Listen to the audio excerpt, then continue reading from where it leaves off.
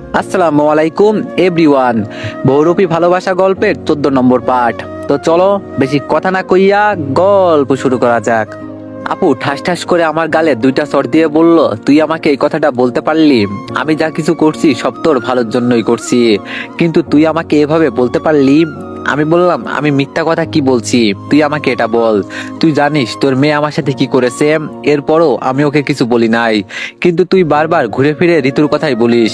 আমি যদি ওকে বিয়ে করি তাহলে পরের দিন আমাকে আর তুই এই 2 চোখে দেখতে পারবি না। এই মেয়ে এখন শুধু অপেক্ষা করছে আমাকে মারার জন্য, আর এখন মনে হচ্ছে তুইও আমার তাই চাস না। ঠিক আছে, তোরা যা বলবি আমার তো তাই করতে হবে। আমার কাজ তোদের আদেশ পালন করা, তাই তো? আপু আর কিছু না বলে সোফা থেকে দাঁড়িয়ে বলল, তোর কাছ থেকে আমি এটা আশা করি নাই রিফাত, তুই আমাকে এভাবে বলতে পারলি? আমি বললাম, কি বলছি আমি তোরে, এটা আমাকে বল তুই। আপু বলল, না না, তুই আর আমাকে কি বলবি? অপরাধ করছি তো আমি, এজন্য শাস্তি তো আমাকেই পেতে হবে, তাই না? আপু আম্মুর দিকে তাকিয়ে বলল, গেলাম আম্মা, ভালো থাকবেন।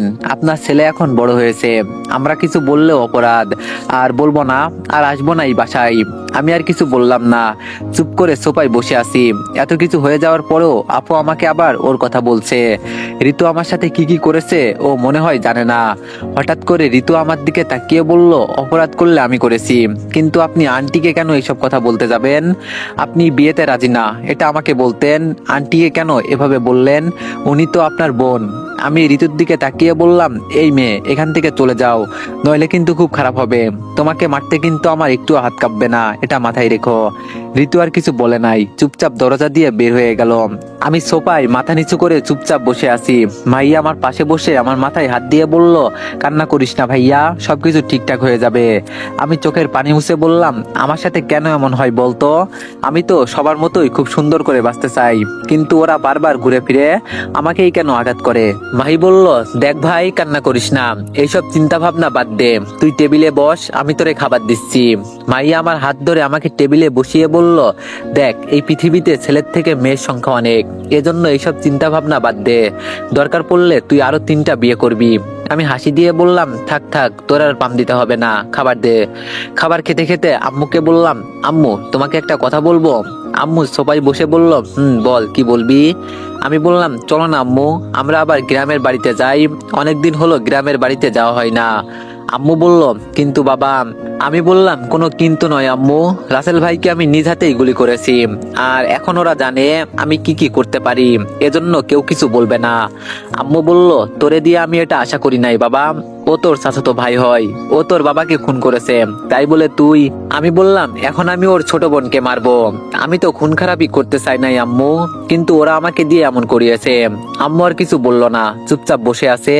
আম্মু বুঝে গেছে আমি কি করতে চলেছি।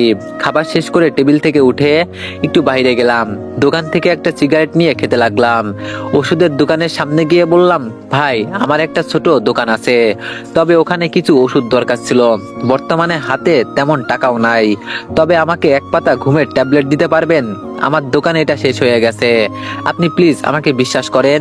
আমি আগে থেকেই জানতাম আমি যদি কোনো দোকানের সামনে গিয়ে বলি আমার ঘুমের ট্যাবলেট দরকার, তাহলে এত সহজে আমাকে দিবে না, এজন্য বুদ্ধি করে এই কথাটা বললাম। দোকানদার আমার দিকে তাকিয়ে বলল, সত্যি তো, এটা আপনার দোকানের জন্য লাগবে? আমি বলে বললাম, আরে ভাই, আমাকে আপনি বিশ্বাস করেন, আমার আপনার সাথে মিথ্যা কথা বলে কি কোনো লাভ আছে বলেন? দোকানদার আমার হাতে 1 পাতা ট্যাবলেট দিয়ে বলল, বিশ্বাস করে দিলাম, কিন্তু মনে থাকে জানো। আমি টাকা দিয়ে বাসার দিকে যেতে লাগলাম। আর কত টেনশন নিয়ে বেঁচে থাকবো ভাই, আর এইসব ভালো লাগে না। নিজের কাছের মানুষ যদি বেইমানি করে তাহলে কি করে হয় বলেন? আর কত সহ্য করব? সবকিছু এখন হাতের নাগালের বাইরে চলে, কিছুই ভালো লাগে না। আমি হেঁটে হেঁটে আমার রুমের সামনে চলে গেলাম। মাইকে ডাক দিয়ে বললাম, মাই, 1 গ্লাস পানি দিয়ে যা তো। ভাই আমার ডাক শুনে পানির গ্লাসটা আমার হাতে দিয়ে বলল, ভাইয়া তোর ফোনটা দে না। আমি মাইর হাতে ফোনটা দিতেই ও চলে গেল। মাই যাওয়ার পর সব কয়টা ট্যাবলেট একে একে খেয়ে ফেললাম। জানি না এটা খাওয়ার পর আমার ঘুম হবে নাকি একেবারে উপরে চলে যাব, তবে যেটা হবে খুব ভালোই হবে। হঠাৎ করে মাই রুমের ভিতরে ঢুকে বলল, ভাইয়া তোরে কে জানি কল দিয়েছে। আমি মাহির দিকে তাকাতেই মাহি আমার কাছে এসে আমার হাতে ঘুমের ট্যাবলেটের প্যাকেট দেখে মাহি ওটা হাতে নিল, আর ও ট্যাবলেটের খালি পাতা দেখেই জোরে একটা চিৎকার দিয়ে বলল, ভাইয়া তুই এটা কি করলি? এটা তুই করতে পারলি? আমি হাসি দিয়ে বললাম, কষ্টে একদম কলিজাটা পুড়ে গেছে রে বোন, আর কত কষ্ট নিয়ে বাঁচবো, বাঁচতে ইচ্ছা করে না রে বোন, আমার আম্মুর খেয়াল রাখিস, আমার খুব ঘুম পাচ্ছে রে। মাই দৌড়ে বাইরে চলে গেল। আমি ধপ করে বিছানার উপর গিয়ে পড়লাম। কোনোভাবে যেন আমি আমার চোখ খোলা রাখতে পারছি না। হঠাৎ করে রিয়া দৌড়ে এসে আমার মাথা ধরে বলল, এটা তুই কেন করলি? আমি বললাম, কেন, তুই খুশি হোস নাই? সবাই চাই আমি যেন তাড়াতাড়ি মারা যাই, এজন্য সবার চোখের কাঁটা সরিয়ে দিলাম, ভালো থাকিস। রিয়া বলল, তুই যা বলিস আমি তাই করি, কিন্তু তুই আমার উপর বিশ্বাস রাখতে পারলি না। আমি তোর জন্য কি করি নাই বল। আজকে আমার রিমির সাথে দেখা হয়েছিল, ও আমার হাত ধরে অনুরোধ করে বলছে তুই যেন ওরে আবার ফিরিয়ে নিস। দেখ এখন সবকিছু ঠিকঠাক হয়ে যাচ্ছে, আর তুই? আমি বললাম, কে বলেছে রে সবকিছু ঠিকঠাক হয়ে গেছে? এই রিমির জন্য আমার ভিতরটা একদম পুড়ে গেছে। ও আমাকে নিজ হাতে গুলি করতে পারলো। আমি মারা যাওয়ার পর ওকে আমার কাছে আসতে দিবি না, তোর কাছে এটাই আমার অনুরোধ। রিয়া বলল, তোরে ছাড়া তোর মা আর বোনের কে আছে? আমি বললাম, আমার অ্যাকাউন্টে কিছু টাকা আছে, ওগুলো দিয়ে দিস। জানিস বাঁচতে খুব ইচ্ছে করছিল, কিন্তু সবাই আমার মৃত্যু কামনা করে, আর ভালো লাগে না রে এইসব। আমার খুব ঘুম পেয়েছে রে। রিয়া বলল, রিফাত তুই চোখ খোলা রাখ, আমরা কিছুক্ষণের ভিতরেই তোরে হাসপাতালে নিয়ে যাব। মাহিয়া আমার কাছে এসে আমার হাত ধরতেই আমি ওর কপালে চুমু দিয়ে বললাম, খুব ভালোবাসি বোন তোরে, আম্মুর দিকে নজর রাখিস। যাকে ভালোবাসি তার ভালোবাসা পেলাম না, যাদের বিশ্বাস করি তারা বিশ্বাসঘাতকতা করলো। এত কষ্ট নিয়ে বেঁচে থাকাটাই খুব কঠিন। লাভ ইউ বোন। মাই শুধু কান্না করছে, আর কিছু বলছে না। সবাই মিলে আমাকে ধরে হাসপাতালে নিয়ে যাচ্ছে, এটা দেখতে পারছি। আমি আর চোখ খোলা রাখতে পারছি না, অনেক অনেক ঘুম পেয়েছে আজকে আমার। তুমি এসেছিলে নীরবে, আর নীরবেই কাঁদিয়ে চলে গেলে।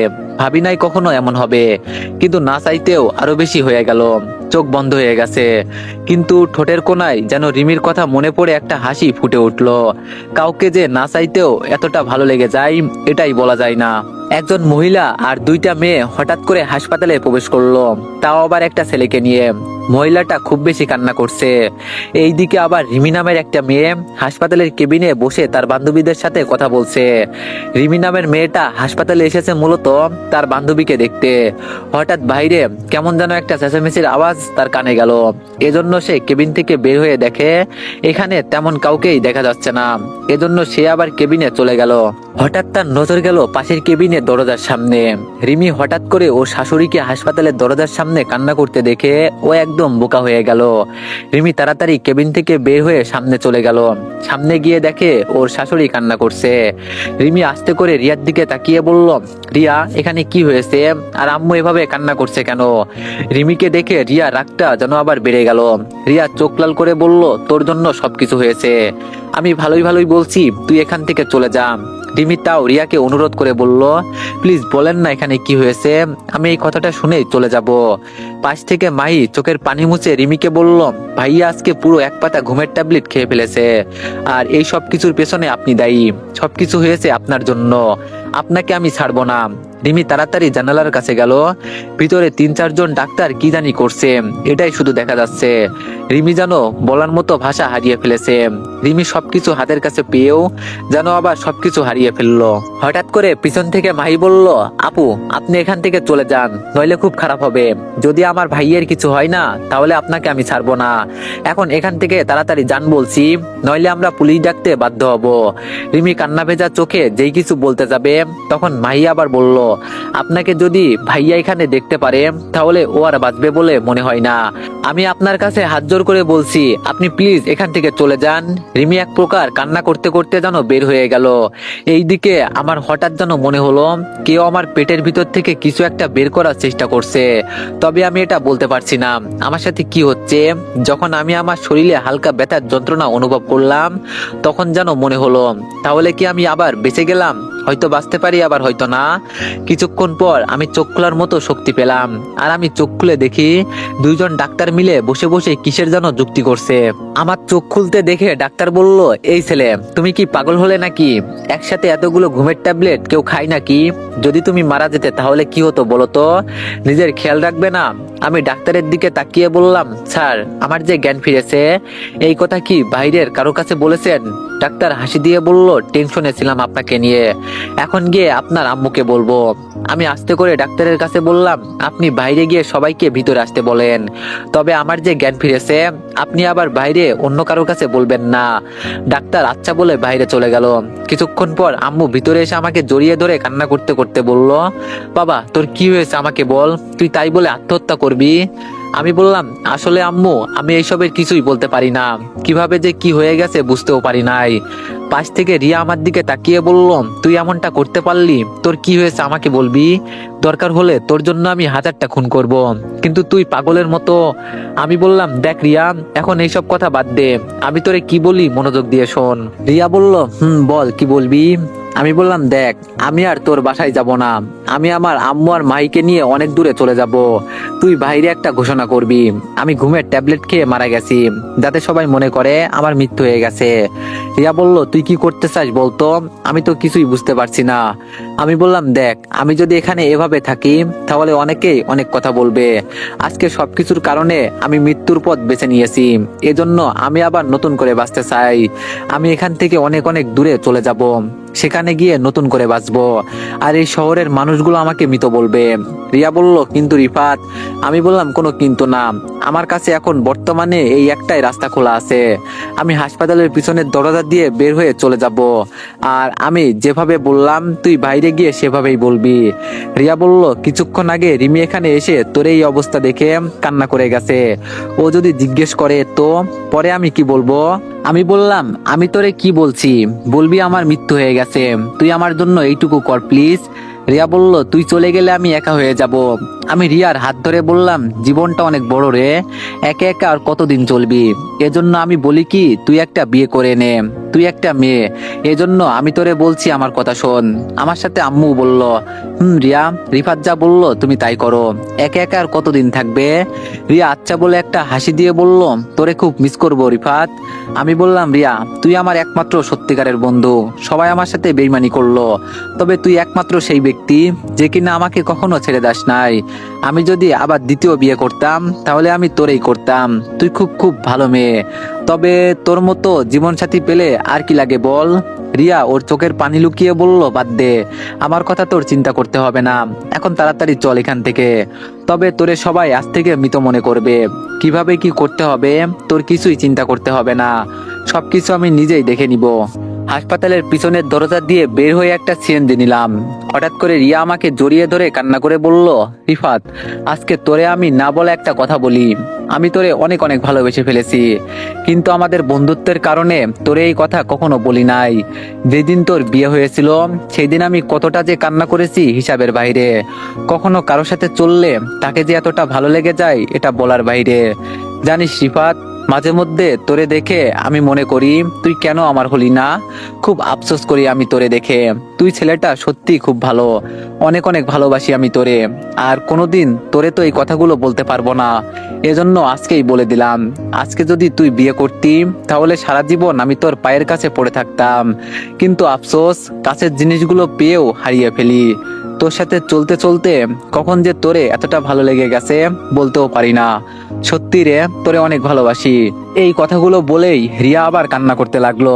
আমি ভাবতেও পারি নাই রিয়া আমাকে এতটা পছন্দ করে, কিন্তু রিয়া যদি আমাকে এতটাই পছন্দ করত তাহলে ও আমাকে আরো আগে বলে নাই কেন, ও তো আমার বন্ধু, যদিও ও ভুল করতো তাহলে আমি ওরে বুঝিয়ে বলতাম, তবে ওর এইসব কথা আরো আগে বলা উচিত ছিল।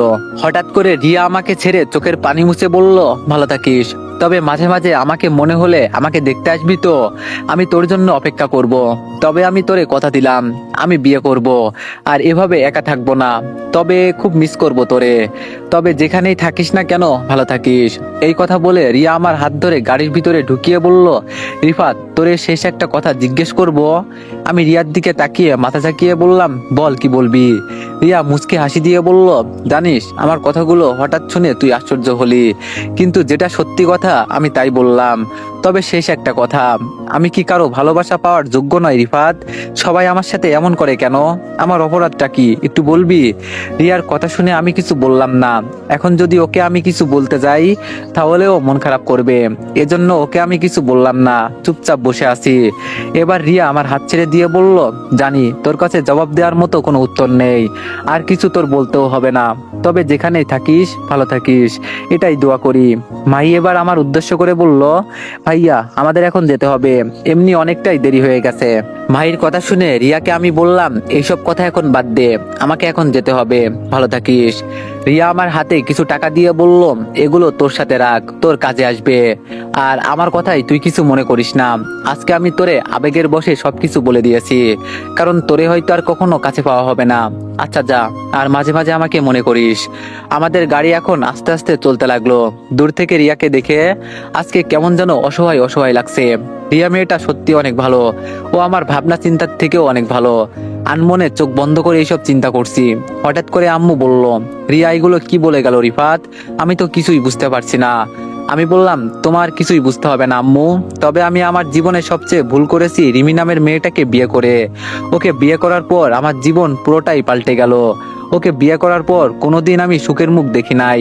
তবে রিমিকে বিয়ে না করে যদি আমি রিয়াকে বিয়ে করতাম, তাহলে আজকে আর আমার এইসব দিন দেখতে হতো না। ওই মানুষ বলে না, মাঝে মাঝে কিছু ভুল জীবন একেবারে ধ্বংস করে দেয়। আম্মু আর কিছু বলে নাই, চুপচাপ বসে আছে।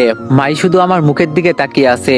ও আমাকে কিছু বলতে চাইছে, তবে ও জানে আমার মন খারাপ, এজন্য কিছু বলে নাই। দেখতে দেখতে আজকে 5টা বছর কেটে গেল। এই 5 বছরে নিজেকে অনেকটাই পরিবর্তন করে ফেলেছি। এখন আমি মানুষের বাসায় বাসায় ডেলিভারি ম্যানের কাজ করি। আমার কাজ হলো একটাই, রেস্টুরেন্ট থেকে অর্ডার করা খাবারগুলো মানুষের কাছে পৌঁছে দেওয়া। চাকরিটা ভালোই, তবে একটু পরিশ্রম হয় এই আর কি। এই 5 বছরে আমি বাইরে কারোর সাথে কোনো কথা বলি নাই, এমনকি রিয়ার সাথেও নয়। বিকালে কাজ শেষ করে বাসায় চলে গেলাম। গোসল করে ফ্রেশ হয়ে টেবিলে বসতেই মাহি এসে খাবার বেড়ে দিতে লাগলো। আমি খেতে খেতে বললাম, কি রে মাহি, তুই কি কিছু বলবি নাকি?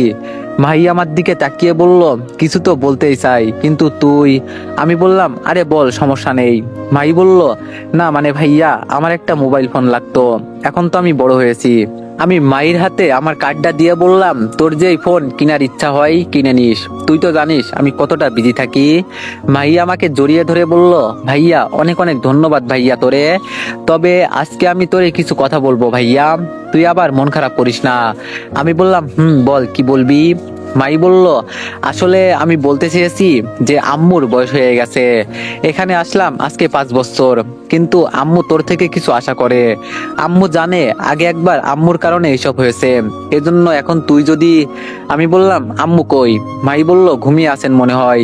আমি বললাম, আচ্ছা ঠিক আছে, আমি চিন্তা করে দেখব, তুই আম্মুকে বলিস এইসব নিয়ে যেন একদম কোনো চিন্তা না করে। মাই আচ্ছা বলে ভিতরে চলে গেল। আমি খাবার খেয়ে রুমে চলে গেলাম। মনে মনে চিন্তা করছি, বিয়ে যে করব, রিমিকে তো এখনো ডিভোর্স দেওয়া হয় নাই। আজকে অনেক দিন পর রিমি নামটা মনে হলো।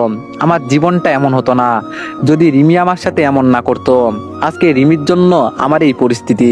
রাতে আম্মুর সাথে বিয়ের বিষয়ে কিছু কথা বলে ঘুমিয়ে গেলাম। সকালে রেডি হয়ে আবার রেস্টুরেন্টের দিকে যেতে লাগলাম। রেস্টুরেন্টে যেতেই আঙ্কেল আমাকে ডেকে বলল, রিফাত আজকে কিছু পার্সেল নিয়ে এক জায়গায় যেতে হবে। আমি আবার এখানকার রেস্টুরেন্টের মালিককে আঙ্কেল বলেই ডাকি। আমি আঙ্কেলের কথা শুনে বললাম, কতগুলো পার্সেল নিয়ে যেতে হবে? আঙ্কেল বলল, এই তো 40টার মতো। তুমি এক কাজ করো, বাইক নিয়ে তো আর যেতে পারবে না, একটা কর্মচারীকে নিয়ে আমার গাড়ি দিয়ে চলে যাও, তাহলে অনেক ভালো হবে। আমি বললাম, আচ্ছা আঙ্কেল, আপনি সবকিছু রেডি করে গুছিয়ে দেন, আমি চলে যাব, কোনো সমস্যা নেই। আঙ্কেল আমার হাতে ঠিকানা দিয়ে বলল, এখানে যেতে হবে, তুমি কি এই জায়গাটা চেনো নাকি? লোকেশন ট্র্যাকিং করে যেতে হবে। কাগজে মোড়ানো ঠিকানা দেখে আমি একদম বোকা হয়ে গেলাম। এটা তো আমার সেই পুরনো শহর, যেখান থেকে আমি 5 বছর আগে পালিয়ে আসছি। আর এই শহরের সবাই জানে আমি মৃত, কিন্তু ভাবি নাই এত বছর পরে আবার আমাকে কাজের উদ্দেশ্যে সেখানে যেতে হবে। এখন আমি আবার আঙ্কেলকে না করতে পারবো না। এখানে ডেলিভারি ম্যান হলাম আমি, আমি কখনো কোনো কাজে না করি নাই, কারণ আঙ্কেল জানে এখানে সবকিছু আমি একমাত্র ভালো করে পারি। আমি পুরাতন শহরে যেতে চাই না, কিন্তু আঙ্কেলকে আমি কি বলবো? আঙ্কেল আমার দিকে তাকিয়ে বলল, তাহলে রিফাত বলো, তুমি রেডি তো? আমি সবকিছু গুছিয়ে গাড়িতে রাখছি। আমি বললাম, আমি কিছু আপনাকে বলতে চাই আঙ্কেল। আঙ্কেল বলল, বলো, সমস্যা নেই। আমি বললাম, আমি না গেলে কি হয় না, আজকে অন্য কাউকে পাঠিয়ে দেন। আঙ্কেল হাসি দিয়ে বলল, মজা করো না তো, তুমি জানো জানো, তোমার মতো এত সুন্দর করে কেউ কথাও বলতে পারে না, আবার কেউ এত সুন্দর করে পরিদর্শন করতে পারে না। এজন্যই তো তুমি এই কাজ করো। আচ্ছা, এখন মজা করার সময় নয়, আমাদের সকাল সকাল সবগুলো পার্সেল পৌঁছাতে হবে। হয়তো ওদের বাসায় বিশেষ একটা অনুষ্ঠান আছে। যাও, তুমি একটু হাত লাগাও কাজে। আঙ্কেলের কথা মতো আমিও কাজ করতে লাগলাম। সবকিছু গাড়িতে তোলার পর আঙ্কেল আমার হাত ধরে বলল, সবাই আমাদের খুব বিশ্বাস করে। আজকে আমি এই পর্যন্ত এসেছি খুব কষ্ট করে, আর বিশেষ করে তুমি আমাকে অনেকটাই সাহায্য করেছো। আমি তো তোমার কাছে আমার মেয়ে বিয়ে দিতে চাই, তুমি মেয়ে আমার জামাই হতে চাও না। আমি হাসতে হাসতে বললাম, আপনার মেয়েকে আমি বিয়ে করব না, আর আপনার মেয়ে থাকলে তো আমি বিয়ে করব নাকি?